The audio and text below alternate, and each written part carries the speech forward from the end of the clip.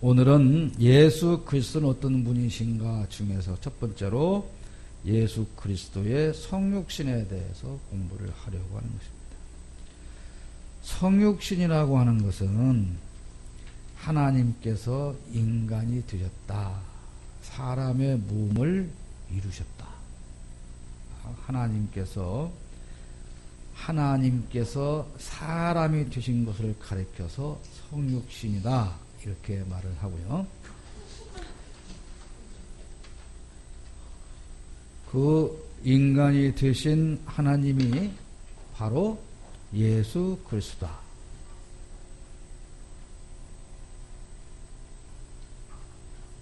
하나님께서 인간의 몸을 입으셨는데 그 인간의 몸을 입은 사람이 누구냐면 바로 예수 그리스도다.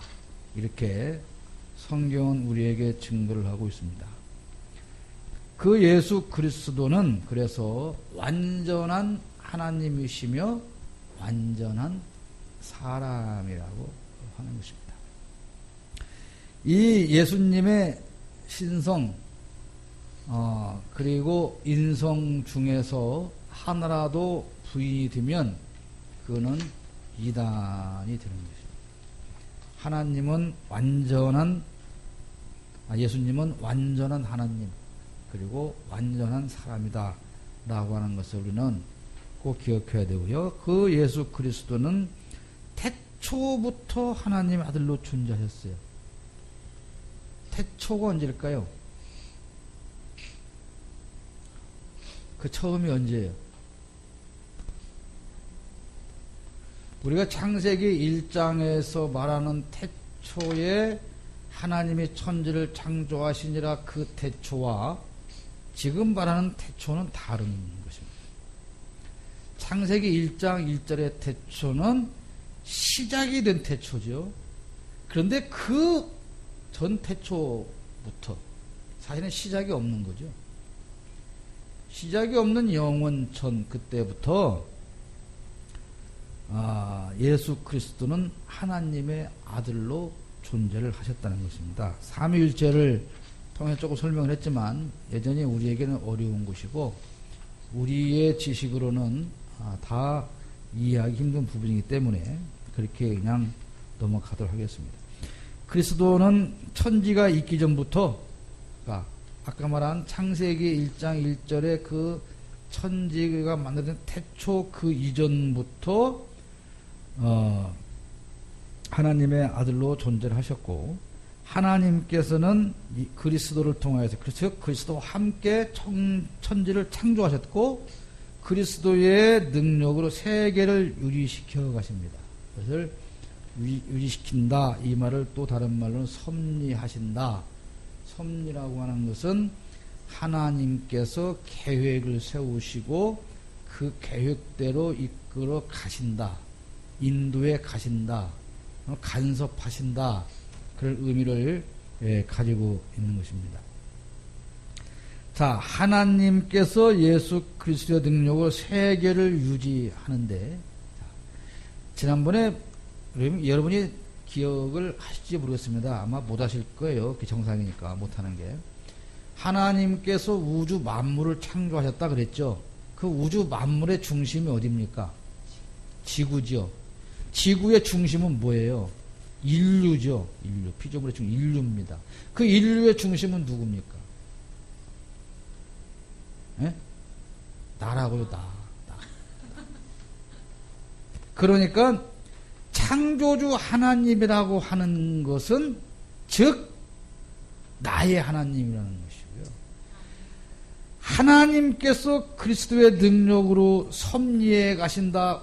우주와 만물과 세계와 모든 사람의 역사를 섭리해 가신다는 그 말은 간단히 말하면 예수님께서는 나의 삶 속에 역사하시고 친히 인도해 가신다.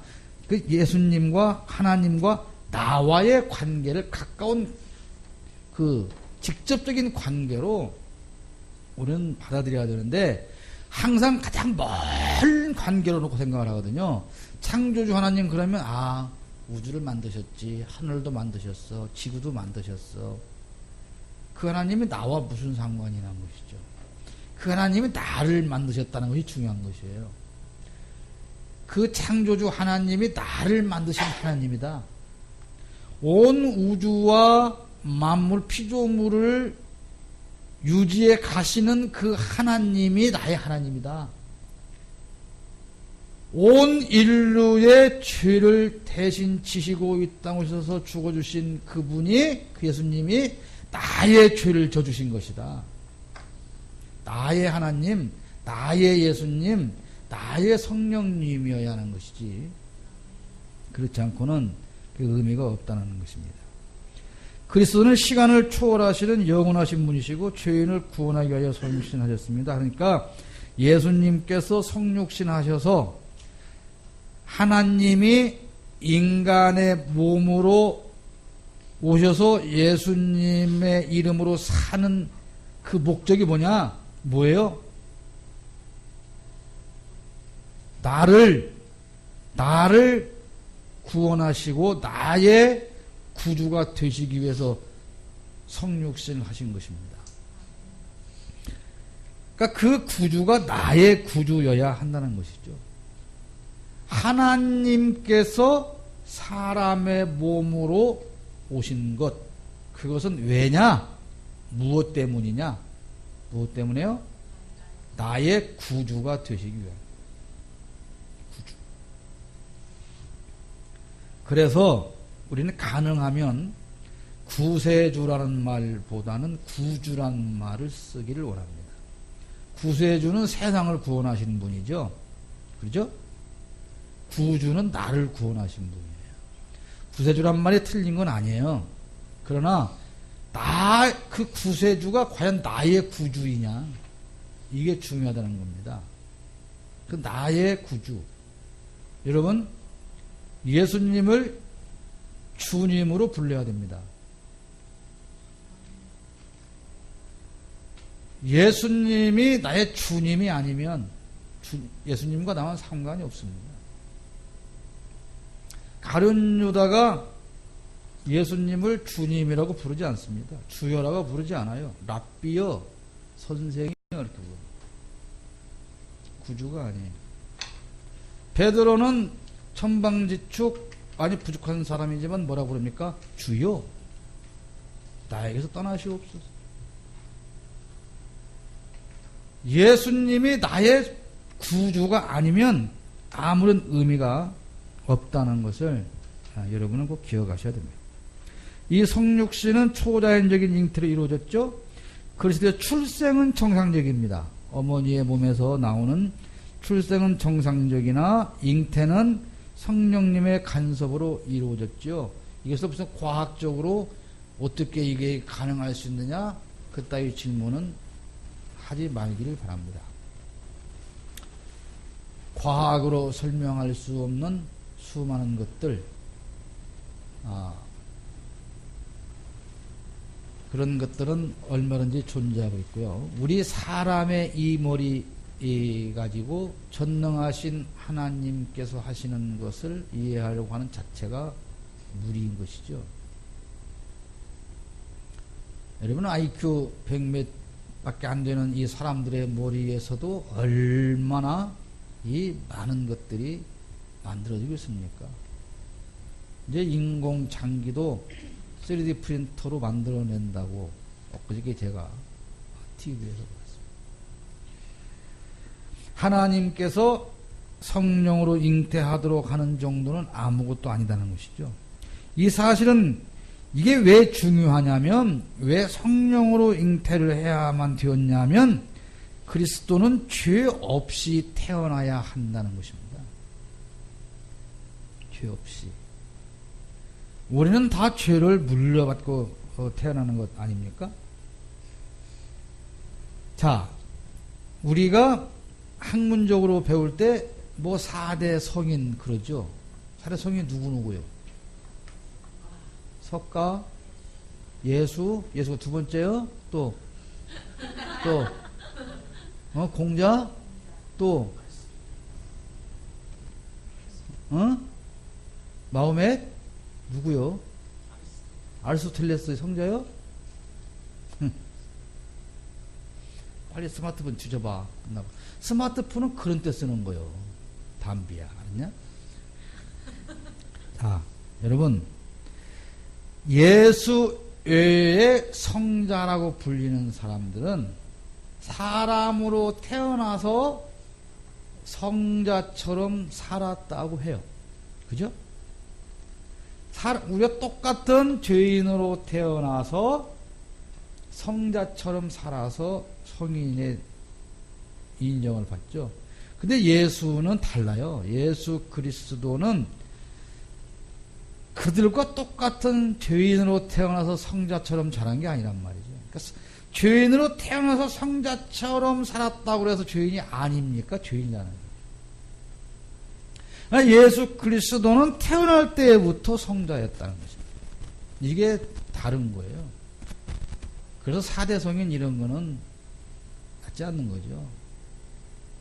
그런 예수를 그들과 똑같은 인간으로만 보았을 때에 그런 대접을 받을 수가 있는 것이죠.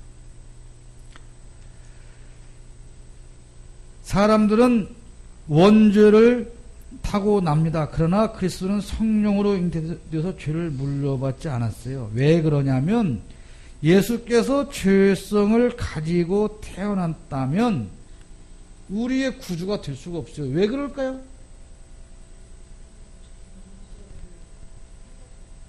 죄인의 문제를 해결할 수가 없는 거죠. 하나님만이 우리의 죄를 해결할 수가 있기 때문에 예수님은 사람의 모습으로 태어났지만 죄는 없는 분이어야 한다 이 말이에요. 베드로전서 2장 22절에 그는 죄를 범하지 아니하시고 그 입에 거짓도 없으시며 마태복음 1장 21절에 아들을 낳으리니 이름을 예수라 하라 이는 그가 자기 백성을 그들의 죄에서 구원할 자이심이라.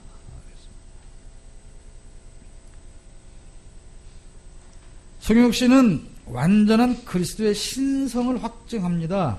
무슨 말이냐면 자, 예수님께서 완전한 하나님이다. 왜? 그 증거가 뭐냐? 그리스도의 인격이 무죄하고 순결하시기 때문이다. 그 말이에요. 여러분 죄 있어요? 없어요? 참 자랑스럽게도 말하네.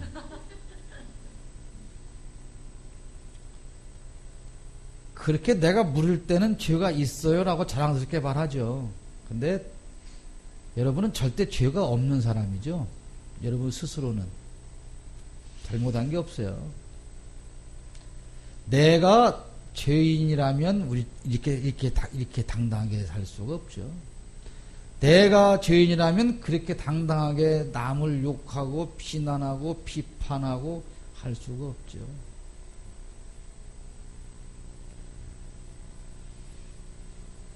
여러분, 요즘에 국무총리 후보로 청문회를 마치고 지금 강원도 칩거 중에 계신다고 하는데 여러분이 그분을 보면 어떤 생각이 들어요? 어떤 생각이 들어요? 에?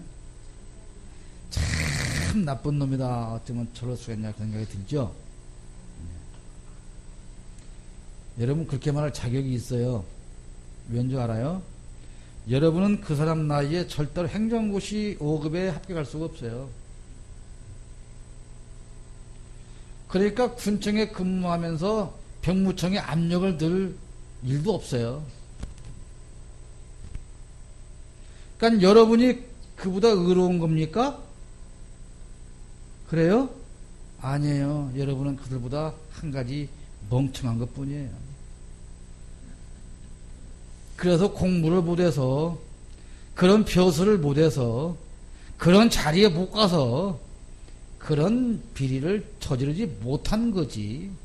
여러분이 그 자리에 올라갔는데 안 저질렀어야. 그러니까 이 정부 와서 지금 국무총리에 낙마한 사람들 여러 명 있는데 며칠 전에 만편을 보니까 안모 씨라는 분이 그랬더구만요. 형님, 나는 자가 총리 되면 억울해서 못 살리라고.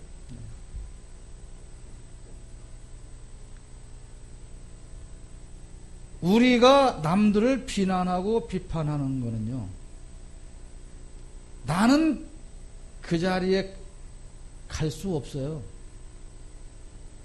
그래서 돌을 던지죠.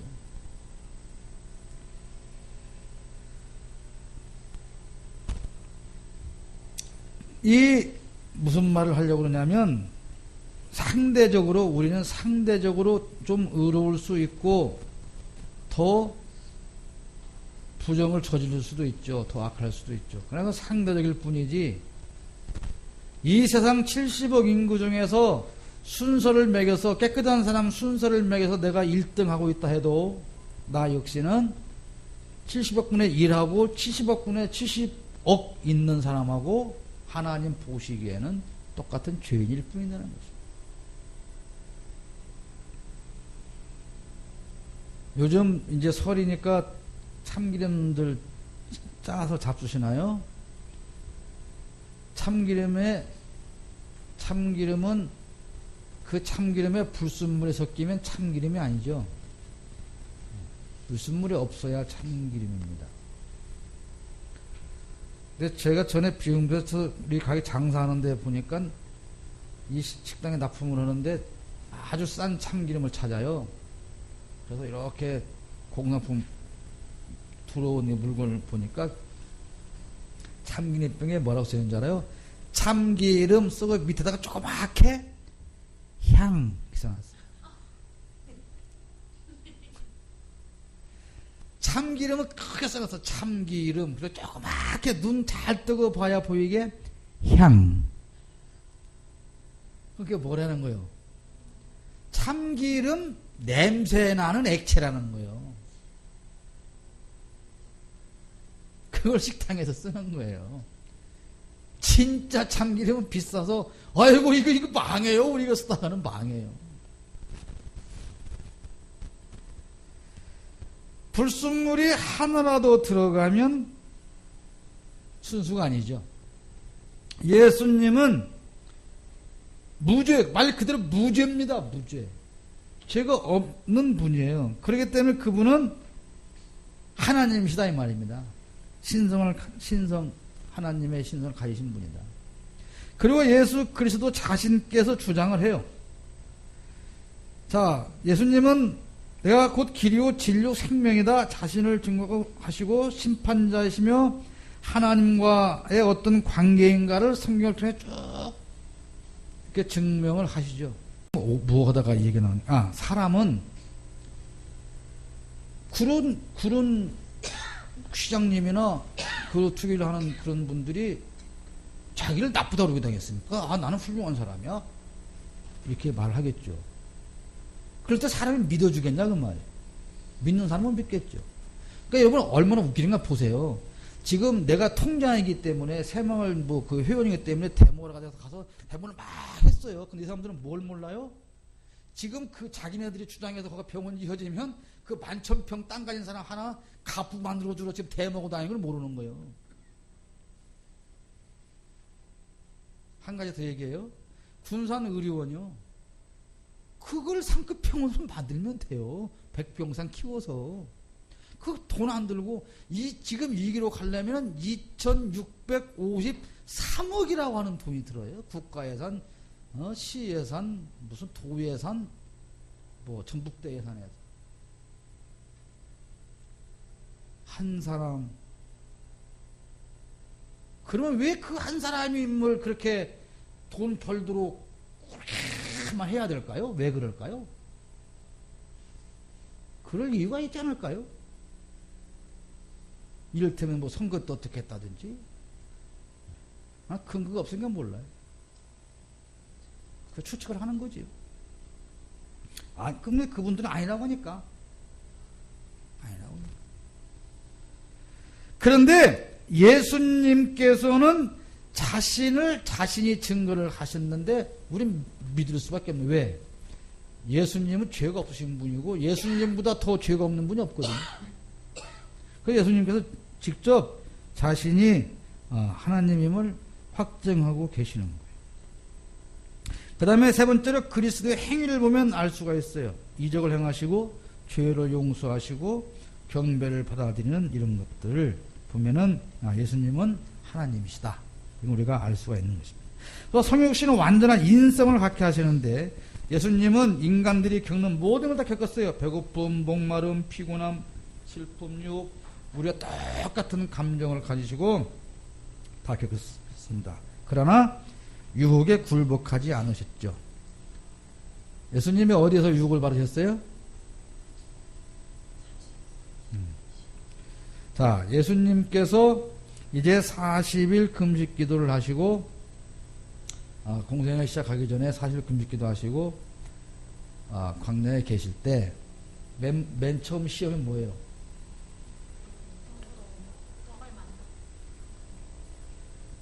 어떻게 했을 것 같아? 마귀가 뿔을 크게 단 마귀가 입 여기다가 피를 길길 흘리면서 야 예수야 이 돌멩이로 빵을 먹어봐 그랬겠어요? 그럼 어떻게 했을 것 같아? 어떻게 했을 것 같아? 냄새로. 하나님은 우리에게 말씀하실 때 어디로 말씀하신다고 그랬어요? 생각. 사탄도 영이에요. 자, 예수님이 지금 광야에서 거기는 돌멩이들이 아주 많은 광야예요. 40일을 금식 기도하셨어요. 얼마나 배고프겠어요. 보니까 그 돌멩이가 뭘로 보일까? 빵으로 보이는 거, 빵으로. 그래, 이런 생각이 드는 거예요. 내가 십자가에 이제 곧 십자가에 못 박혀서 죽어야 구주가 되는데, 저들을 구원할 수 있는데, 꼭 그 방법밖에 없을까? 왜 그 고통스러운 그 방법이 없을까? 혹시 만약에 말이야, 내가 이 돌로 빵을 만들 수 있는데, 이 빵을 만들어서 나도 먹고, 이렇게 배고픈 백성들한테 매일 돌멩이 갖고 빵 만들어 줄게 해서, 그러면 내가 자연스럽게 왕이 되지 않을까? 그래요, 안 그래? 그러면 어떤 사람이 똑똑한 사람이야? 십자가에 못 박혀서 죽는 사람이 똑똑한 사람이요. 돌멩이로 빵을 만들 수 있으니까 그걸 돌멩이로 빵을 만들어갖고 구제해주고 왕 자리에 가는 사람이 똑똑한 사람이야. 그렇지. 근데 예수님은 그걸 안 해요. 그럼 여러분 같으면 어떻게 하겠어요? 여러분 같으면 사탄아 물러가라! 그랬겠지?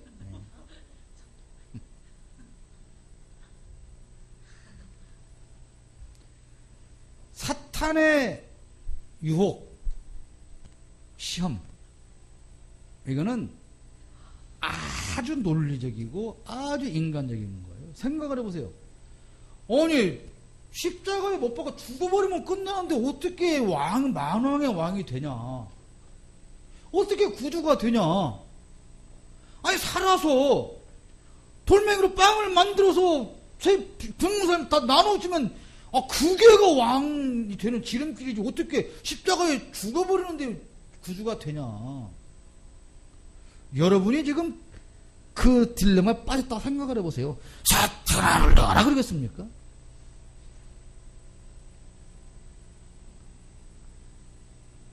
오늘 주일 아침에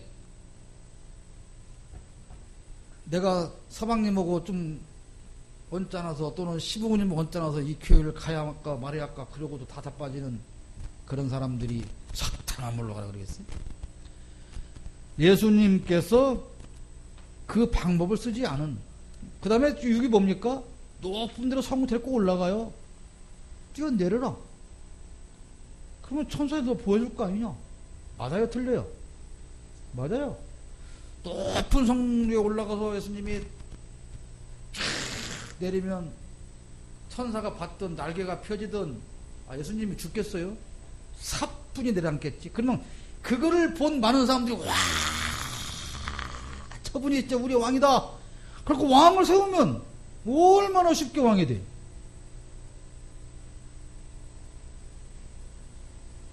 그리고 그렇게 하면 지금 눈에 보이는 이 세계 만국을 다 내가 다스릴 수 있어요. 그 유혹을 여러분 이길 수 있을 것 같습니까? 우리가 그냥 성경에 한 줄에 있으니까 아무 생각 없이 읽고 지나가는 거예요. 그게 우리의 삶 속에 늘 반복되어지는 것이죠. 선악과도 마찬가지입니다. 선악과를 보니까 어떻게 생겼어요? 왔다 겁나게 맛있네 막 생겼어. 탐직하고 보암이 땀 탐스럽게 잘생겼다. 막 광도 바짝바짝 나고 먹음직스럽고. 그리고 가만히 생각을 해보니 뭐요? 아니 왜 조금은 못 먹게 해? 하나님 저거 하나님 혼자 저거 먹으려고 그런 거 아니야? 저걸 먹으면 우리도 하나님처럼 이 선악을 구별할 수 있게 될 것 같은 게 동등일 것 같으니까 하나님이 지금 자기 혼자만 하려고 우리 못 먹게 한 거 아니야? 맞아. 그럼 먹은 거란 말이죠. 모든 인간들의 연약함을 예수님은 온전히 함께 나누십니다. 하나님이며 인간이시기 때문에 하나님과 인간을 화목케 하는 유일한 중보자가 되는 거예요. 우리 하나님과 우리 사이의 중보자는 오직 예수 그리스도 한 분뿐이십니다. 성육신은 그리스도의 유일무이한 인격을 설명하는데요. 예수 그리스도가 완전한 신성과 인성을 가졌다 하니까 반절은 사람이고 반절은 신을 합성해 놓은 거냐? 그게 아니라는 말입니다. 예수님은 온전한 하나님이시며 온전한 사람이에요. 그래서 그분만이 우리의 죄 문제를 해결할 수가 있는 것이죠. 아까 말씀드렸던. 자, 마지막으로 성육신은 그리스도의 구원 사역을 가능하게 하는데요. 성육신을 우리가 완전히 이해할 수는 없어요. 그러나 참 구주는 참 하나님이시며 참 인간이신 예수 그리스도 그분 한 분뿐이다. 이거는 정확한 사실입니다. 그리스도는 하나님과 인간의 화목을 위해 자신을 십자가에 못 박았어요. 여러분,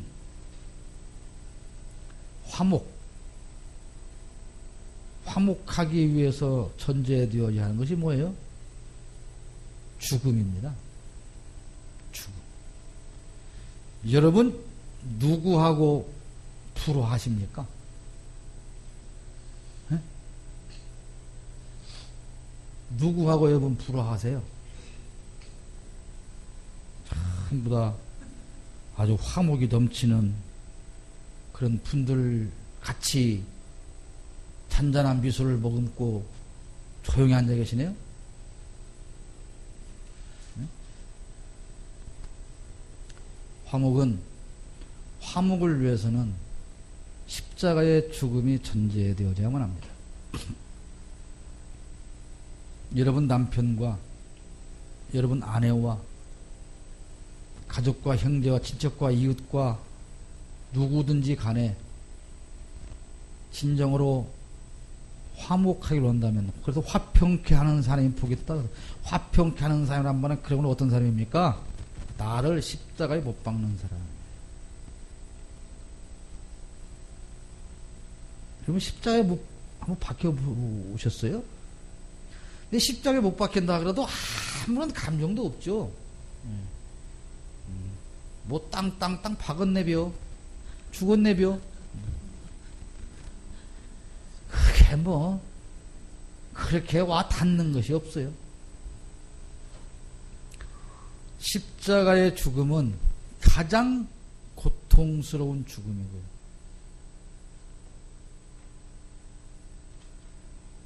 우리가 견딜 수 없는 그런 고난, 고통 속에 나를 던지는 걸 의미하는 겁니다. 그러므로 여러분이 정말로 사랑해야 할 사람인데 사랑하는 관계가 안 되고 있다면 그 사람과의 화목을 위해서 뭘 해야 됩니까? 나를 십자가에 못 박아야 되는 거예요. 십자가에. 그냥 내가 참기 죽기 이 정도가 아니라 그 정도가 아니라 나를 십자가에 못 박는 그런 고통을 체험하면서 나를 죽일 때에만 화목을 이룰 수가 있는 것입니다. 그러나 사탄은 화목을 만들지 않죠. 불화를 만들죠.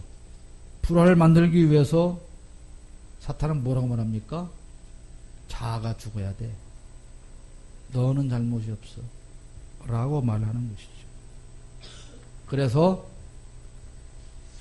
어떤 사람은 내 잘못으로 인정하고 어떤 사람은 모든 것을 너의 잘못이라고 말을 하는 것입니다. 예수께서 하나님과 우리의 화목을 위해서 십자가에 자신을 못 박았던 것처럼 모두와 화목하기 위해서 여러분 자신을 십자가에 못 박는 그런 성도가 되시기를 바랍니다. 그리스도는 자신의 부활로 인류를 하늘나라로 이끄셨죠. 디모데전서 2장 5절에 하나님은 한 분이시오 또 하나님과 사람 사이에 중보자도 한 분이시니 곧 사람이신 그리스도 예수라 이렇게 말씀하고 있습니다. 결론적으로 그리스도의 신성과 인성이 부인되면 앞에서 말한 것처럼 구원 역사가 이루어질 수 없고 그것은 이단이 되는 것입니다. 예수가 완전한 하나님이며 완전한 사람이라는 사실은 우리가 분명히 이해되어야 되는데 중요한 것은 이 성육신하신 그리스도가 여러분과 어떤 관계이냐 이 말입니다. 어떤 관계라고요? 나의 구주에 나의 구주. 그 예수 그리스도는 오늘 한 시간 동안 얘기한 것 중에서 한 가지만 기억하시면 됩니다. 하나님께서 예수라는 이름을 가진 사람으로 오신 이유와 목적은 누구의? 나의 구주가 되시기 위함입니다. 기도하겠습니다. 하나님 은혜를 감사합니다.